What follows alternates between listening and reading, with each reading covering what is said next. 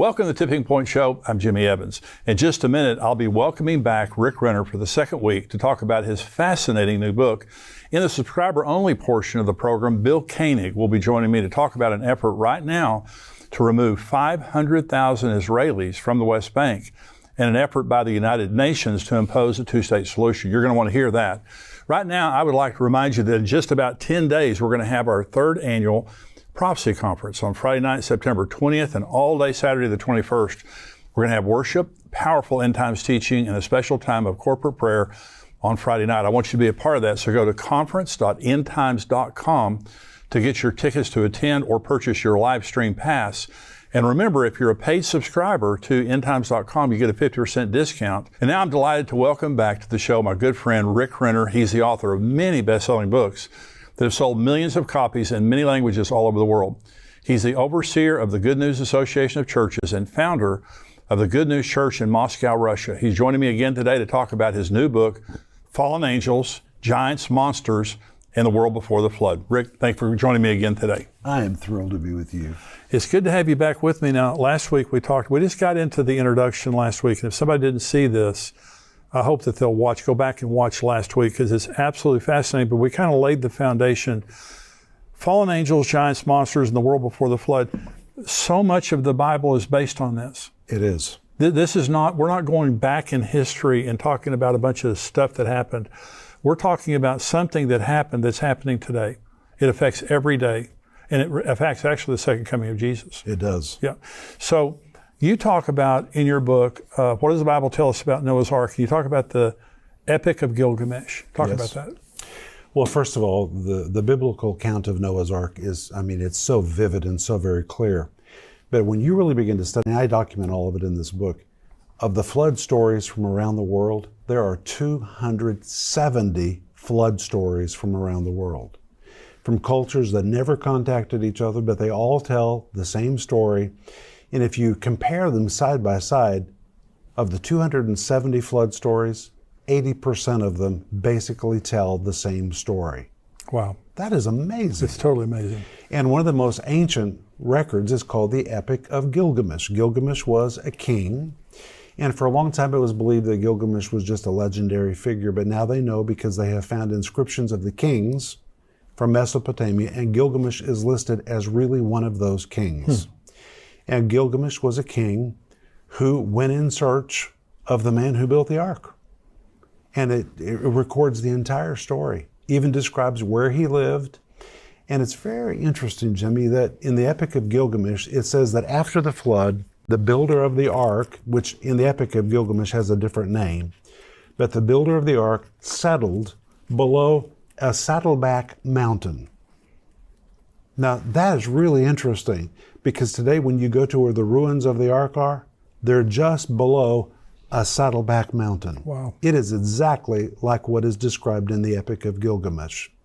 And the Bible says that Gilgamesh went there, interviewed him, talked to him about what occurred before the flood, what occurred during the flood, and all of that is recorded in this book. Now, the Epic of Gilgamesh is actually older than the Bible. Wow.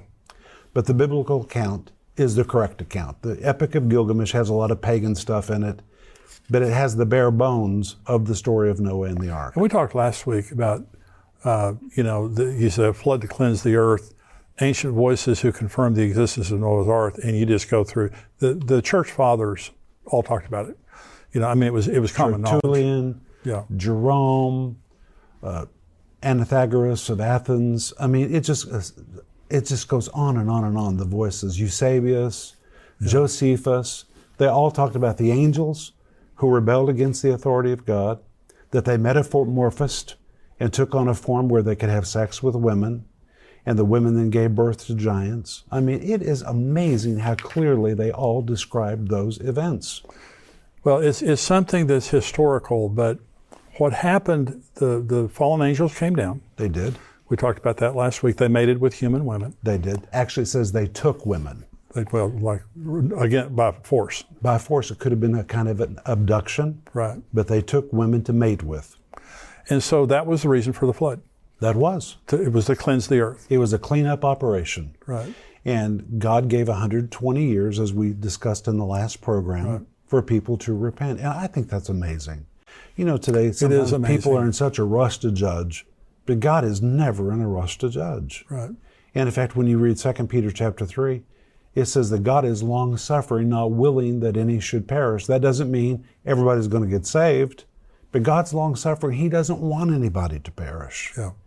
And God was so patient in the days before the flood that he waited until the only family left genetically clean was Noah and his family. Yeah.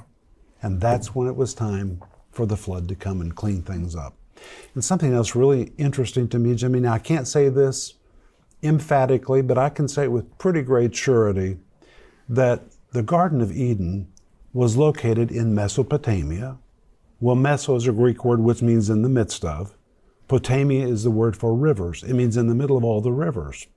Well, if today you go to the very area where the ruins of Noah's Ark are, that is also where the headwaters are for the Euphrates and the Tigris. Well, there you go.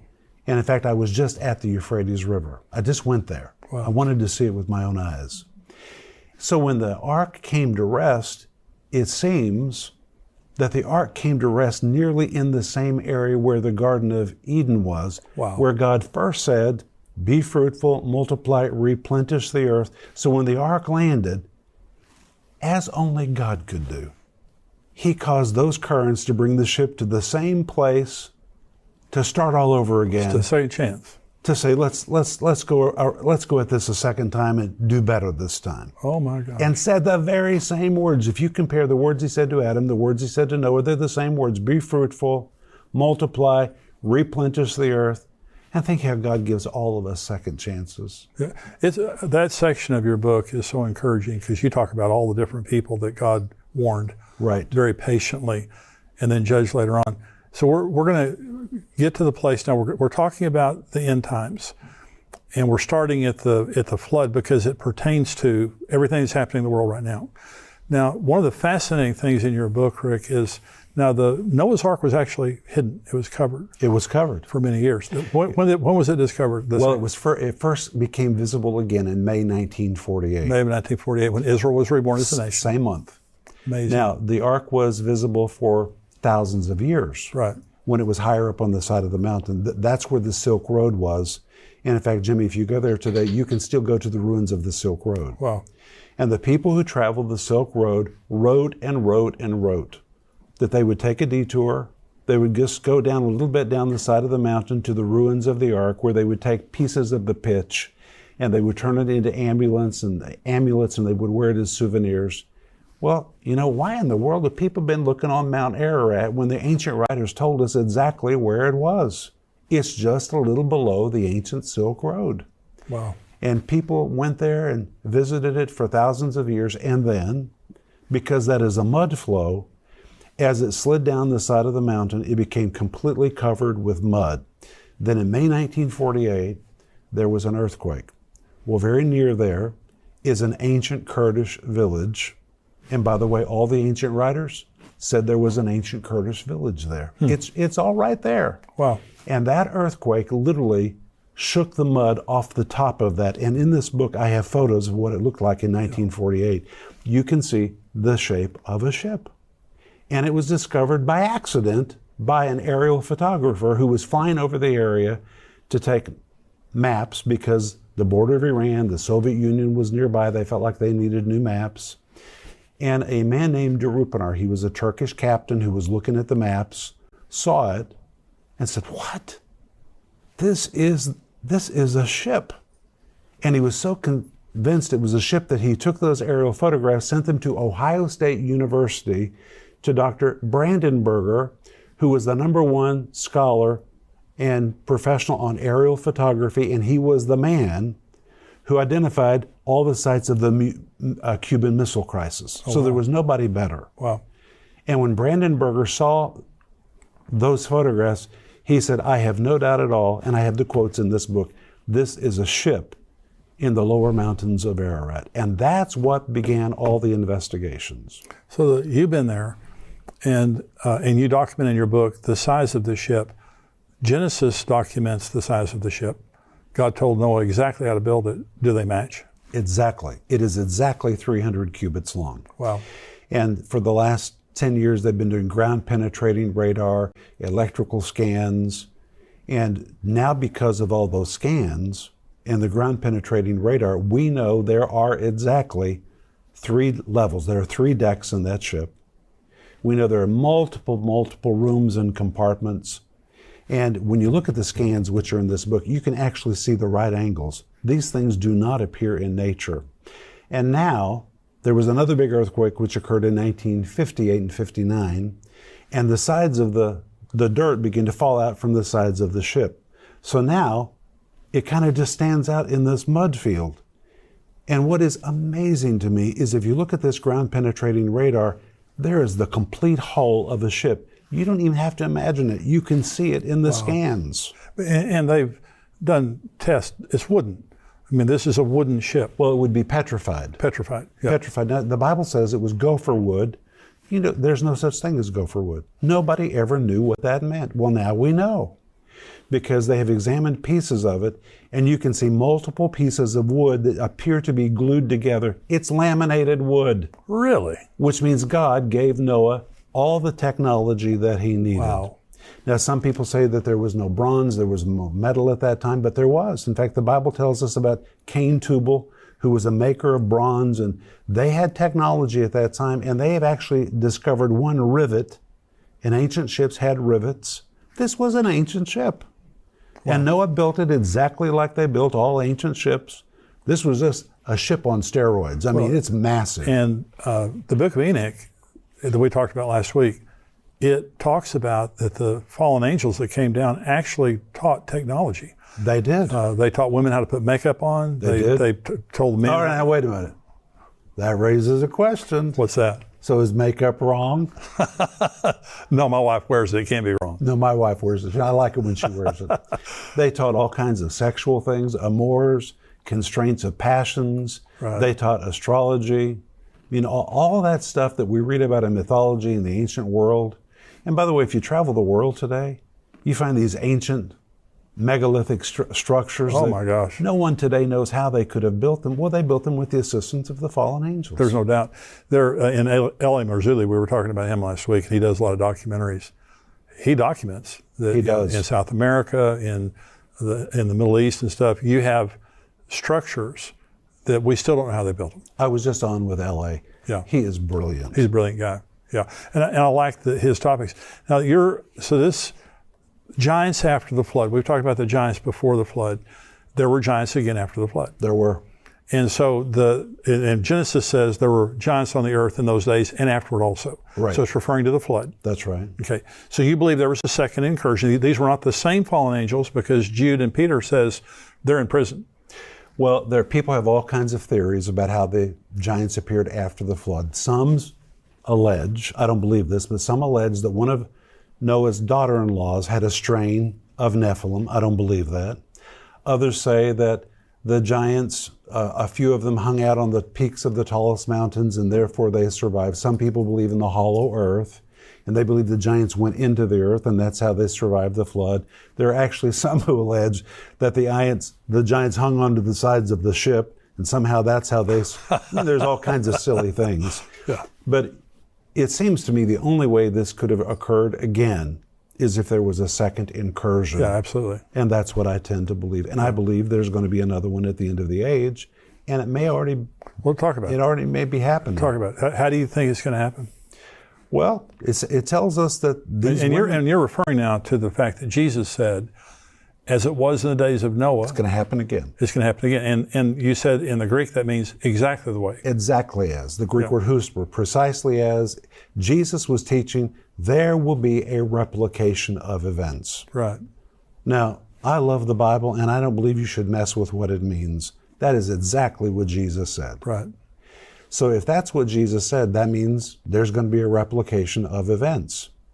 And of course, you know, Brother Jimmy, that we're living in a time when people are seeing all kinds of things. And there was a moment when, you know, if you saw a UFO or a UAP, an unidentified aerial phenomena, people thought you were crazy. But today they're talking about it in the Senate. Well, it's a fact. They're talking about it in Congress. Yeah.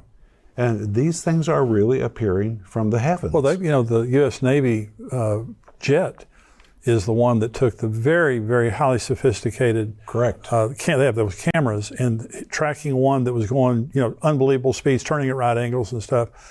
And these are, as we said last week, and Hugh Ross, there's actually a YouTube video from Hugh Ross. He's a Christian astrophysicist. And he says they're not extraterrestrial. They're extra-dimensional. They're interdimensional. Yeah. There's a dimension that we can't see, and we know that because there are angels around us right now, and we can't see that spiritual dimension. Like Elijah, he said, open the eyes of his servant. And so all of a sudden, he could see in a different dimension. There's a dimension that we can't see in, but these are demons, they're fallen angels, they're whatever.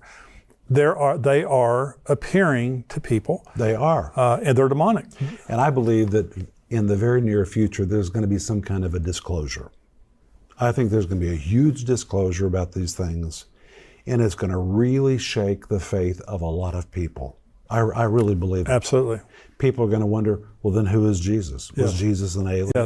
Yes. I mean, where do we fit into all of this? But Rick, the 2 Thessalonians says that Satan will come with all power, signs, and lying wonders. That's right. And so there's going to be mass deception in the end times, just like there was in the days of Noah. And that's why we need to teach on this. Yes. If you tell people what's going to happen, then when it happens, they won't say, oh me, oh my, they'll say, oh, that's exactly what Jesus said was going to happen. Yes. And I think we need to really prepare people, and that's why I wrote this book. It's a phenomenal book. It's really a reference book. I've studied on a lot of these topics from time to time. Rick puts these together in such a magnificent way, pictures, graphs, charts, all kinds of stuff that just helps you, but very well documented historically, biblically, and all of that. But this pertains to the time that we're living in. We're not talking about something historical. We're talking about something that happened in history that's happening again according to Jesus at the end of the age. And Dan Brown wrote a book that was talking about Jesus swooned on the cross, he didn't die, then he married Mary Magdalene, right? And they made a movie about that. Millions of people lost their faith. That's right. Because they believed more, and by the way, 60 Minutes of all people completely discounted his book in a 60 Minutes episode. It was just trashed, and they proved it. That there's a time happening today that you have to make a determination, are you a cultural Christian or a biblical Christian? Well, I am a biblical Christian. I'm a biblical Christian. And there are a lot of people that are more persuaded by social media and the media than they are by the Bible. Well, Jimmy, the Bible tells us to know those who labor among you. Right. And there are a lot of weird stuff on YouTube. Yeah. We know that. Yeah. I am actually so committed to know who's talking to me in media that if I'm watching the news and somebody's reporting the story, I want to know who is that reporter. Yeah. I want to know who are they, where were they educated, who are their friends, Yeah. what's the slant they're bringing to me. Yeah. And the same day, and this time when there's so many faces on social media, we need to know who's talking to us. What do they believe? Yeah. Who are they accountable to? Well, the time that we're living in right now, there were giants before the flood. Yes. The flood came, there were giants after the flood. There were. And there were a lot of giants after the flood. And there was a campaign, obviously, Israel. They were commanded to wipe them out. Were all of the 7 nations that Israel came in and dispossessed, were they all giants?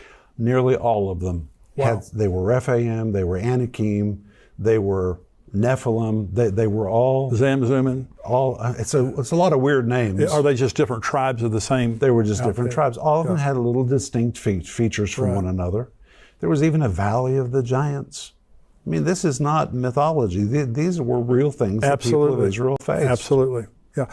And so you talk about the book of the giants that you were talking about. It's not Bible, but they were part of the Dead Sea Scrolls. Part of the Dead Sea Scrolls. And it talks about the giants. It's interesting, and this is the first time I've ever discussed this, but near the site of the ruins of Noah's Ark, there is a grave that contains a giant. Really? And it's been covered, it is protected, because they don't want anybody to come and steal the remains that are there. But there's a giant skeleton that is there. I can take you right to where it is. Oh, wow. Also in the valley below where the ruins of the ark are, Jimmy, they're the ruins of a house that is thousands and thousands of years old. And on the top of those ruins was constructed a Byzantine church. And the Byzantines constructed this church there because they said those ruins were the ruins of Noah's house in the valley. Goodness. It is amazing. And it's close to where the ark is? It's about 18 miles. Oh my gosh. So when Noah and his boys and his family came off the ark, first of all, they sacrificed to God. Now, brother, I'm going to tell you something. My favorite thing of the whole site is the sacrificial stone. It is there. It is enormous. Wow. And so here's the place of the landing. You just go a few hundred meters, and there's a massive, massive stone, and cut right across the top of it is a blood channel. And you can see how the blood flowed right off the top of that ark. And the Kurdish village there, that has been there for thousands of years, identified that as the place where Noah offered his first sacrifice. Wow. And Brother Jimmy, I love to go there. I mean, I just get chill bumps when I go there, because you just know this is really where Noah offered his first sacrifice. This is where God smelled the savor of that sacrifice. This is where the rainbow first appeared, and you don't have to imagine very hard to see it. I mean, that's really where it happened. And then the earliest settlement was called Mesha. It's referred to in Genesis chapter 10, verse 30. Well, guess what? The lower part of that mountain to this day is called Mishar.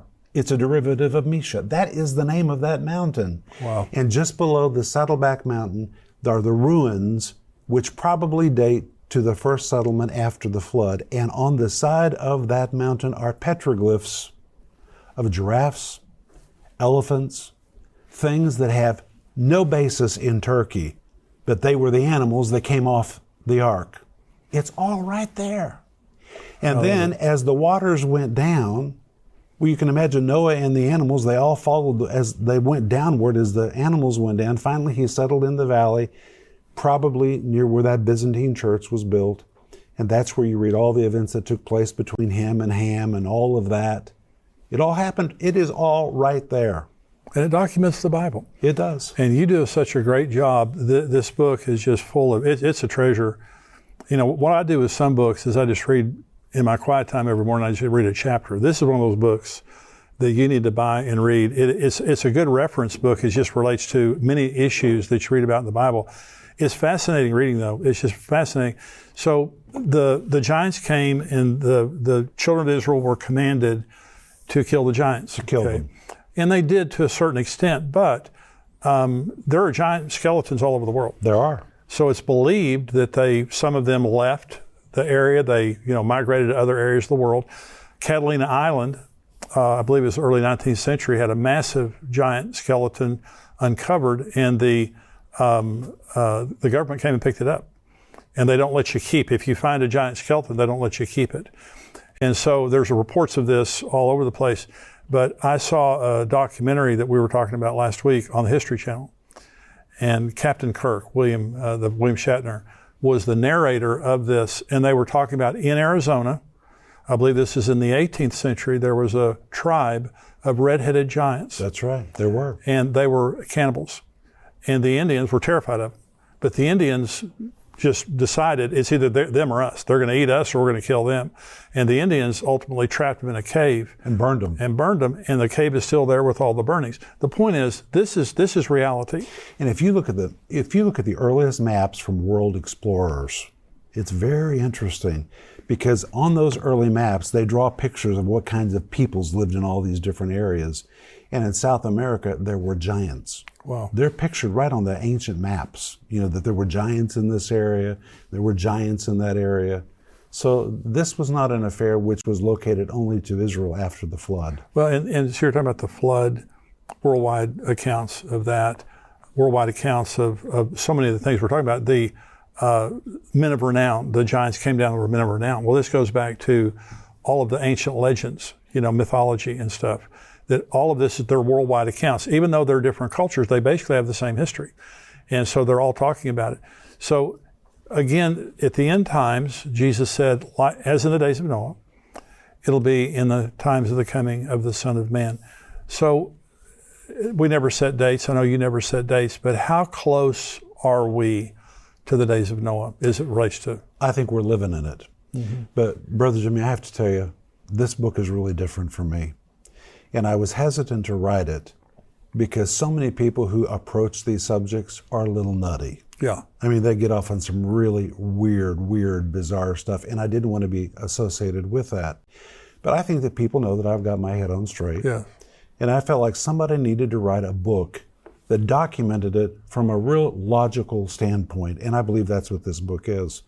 But I believe we're living in the repeat of those days. I do. And I think the rapture could happen at any moment. Yes. And as we covered in the last episode, that word harpazo, which is translated caught away, describes a rescue operation. You know, some people say, you people that believe in the rapture, you're just escapists. I sure am. You bet I am. I am an escapist. Yeah. Now, that doesn't mean we hide our head in the sand right now. We help people. We rescue the perishing. We care for the dying. We do everything we can. But the rescue operation, the Greek word harpazo, it means it's going to happen in a pretty bleak moment. Now, there are people who say, and I don't want to dash anybody's hopes, but they say, the world's going to have a great awakening. Things are going to get better. It is not. No. That flies in the face of Scripture. Yes, it does. Now, the church is going to have a visitation. I do believe that. We're going to rise and shine, but the world is being prepped for the Antichrist. Yes. It's got to become a lawless place in order for them to embrace a man of lawlessness. Yeah. And it's going to spin darker and darker and darker and darker out of control. We're here to help. But you know what? In 2 Thessalonians chapter 4, it talks about the great restrainer. Right. And it says a moment will come when the great restrainer will be removed from the midst of everything. And when you read it in the Greek, it literally means the great restrainer, whatever it is, it's everywhere and it's in everything. It's us. Right. And a moment's coming when we're all going to be removed from all the places where we are. And the Bible says in the Greek, and then, at that exact synchronized moment, that wicked one will be revealed. Right. So we will really not know his identity. That's right. As long as we're here. It's a waste of time to try to, and there are so many good candidates. There are. And you know what? He may be in the wings waiting right now. You know, I believe that he is. I believe when you say that we're living in the world of the Antichrist, we never set dates, but we set seasons. We're living in the season. We're living in that season. That's right. And there's no, and the end formally began in 1948. It did. And we're 76 years into it. And Jesus said, the generation that sees that will see all things fulfilled, but we don't know how to define a generation. And Jesus gave two big signs, Israel, That's right. and as it was in the days of Noah. That's and right. they both reappeared in May 1948. That's the connection. That's amazing. You know what L.A. Marzulli said to me? What? He said, yeah, and the Roswell event occurred in 47. Wow. He said all these alien interactions, the birth of Israel, the reappearance of the ark, it all started about the same time. I think that these are not coincidences. No, not at all. And that's what I love about your book and these kinds of issues is it's connecting the ancient truths of the Bible to the reality of what's happening right now. Mm-hmm. Because that's what Jesus said. It happened, then it's going to happen again. And that's what we see in real time. And it's documented. This is not, and you've done such a great job in your book. Well, thank you. And when you said, about you being respected, you're one of the most respected Bible teachers in the world. Well, thank you, Well, you Jeremy. are. You really are. And I'm honored to have you on the show. Fallen Angels, Giants, Monsters in the World Before the Flood. And the subtitle is How the Events of Noah's Ark and the Flood Are Relevant to the End of the Age. And so, Rick, they can get this on Amazon? Amazon, or they can go to Renner.org. Renner.org. And Renner.org has your books. It has all the information about your ministry. Yes, everything's there. You have a wonderful television program. And thank you. And you're on TV all over the world. And you have a Russian network. I have two Russian networks. Yeah. And so I sure do. So if a person's out there and they're Russian speaking, where do they go? They go to gnctv.org. gnctv.org. Mm-hmm. But for everyone else who wants to watch your TV show, can they watch it on YouTube? Can they watch it on Renner.org? Yeah, or Daystar. I mean, we're on so many different networks, but if they go to Renner.org, they can find all the places where they can see our program. And they can watch it right on our channel. Well, I want to encourage everybody to go on Rick's website to get this book. It's a phenomenal book. Rick, thank you. Thank you, sir. And I want you to come back. You have promised me to come back. I will. Thank you for having me. God bless you. Thank you for joining me today. We're going to go now to the subscriber-only portion, and I have Bill Koenig joining me. Bill was a White House correspondent for many years, and he is an expert on world events, but also on Israel. He is very involved in an effort right now against the United Nations and against the International Criminal Court and International Court of Justice. And he's going to be talking about that. But there's an effort to remove 500,000 Israelis from Judea and Samaria, the West Bank. And so he's going to be talking about that and more about Israel. So I want you to stay tuned. Now, if you're not a subscriber of endtimes.com, go there right now. endtimes.com, $7 a month. You can be a subscriber, $77 a year. We would love to have you. You get all the Tipping Point Show and everything else that we do through the week. And we have several podcasts, breaking news, all kinds of things that we have for you, $7 a month. But if you're a subscriber, stay tuned. I'll be right back with Bill Koenig.